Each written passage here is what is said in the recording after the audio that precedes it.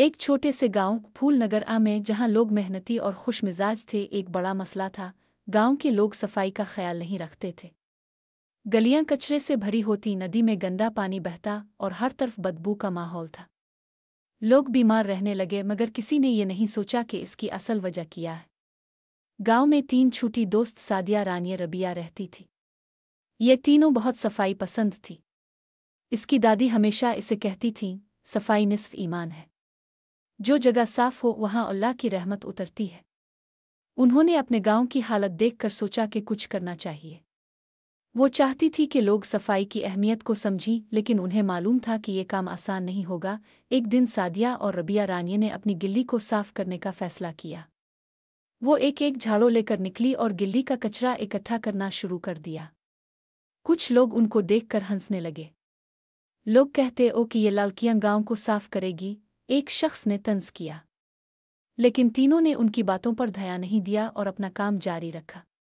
جب گلی صاف ہو گئی تو وہ جگہ بہت خوبصورت لگنے لگی۔ سعدیہ اور رانیہ اور ربیہ نے سوچا کہ صرف صفائی کرنا کافی نہیں ہوگا۔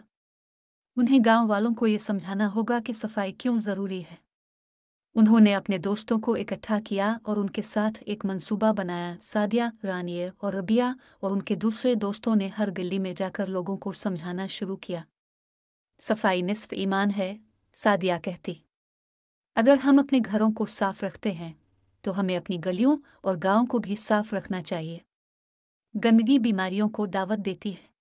لوگوں نے اس کی بات کو زیادہ سنجیدگی سے نہیں لیا، لیکن سعدیہ، رانیہ اور ربیہ نے ہار نہیں مانی۔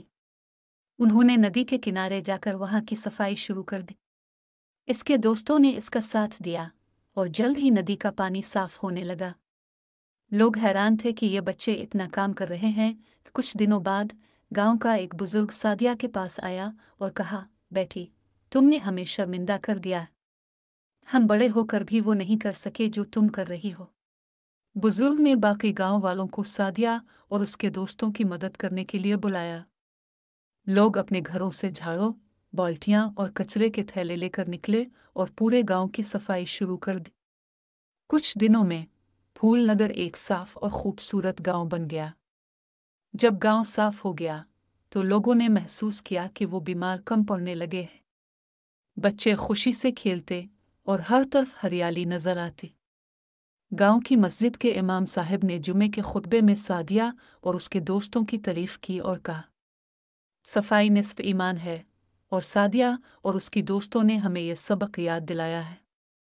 اگر ہم صاف رہیں گے تو یہ نہ صرف ہماری صحت کے لیے اچھا ہوگا بلکہ اللہ کی خوشنودی بھی حاصل ہوگی۔ سعدیہ، رانیہ اور ربیہ کی محنت اور لگن نے پورے گاؤں کو بدل دیا۔ لوگ اب صفائی کا خیال رکھتے اور ایک دوسرے کو یاد دلاتے، صفائی نصف ایمان ہے۔ یہ ہمارے ایمان کا حصہ ہے اور ہمیں ہمیشہ اس کا خیال رکھنا چاہیے۔ سعدیہ اور اس کی دوستوں کی کہانی گاؤں کے بچوں کے لیے ایک مثال بن گیا۔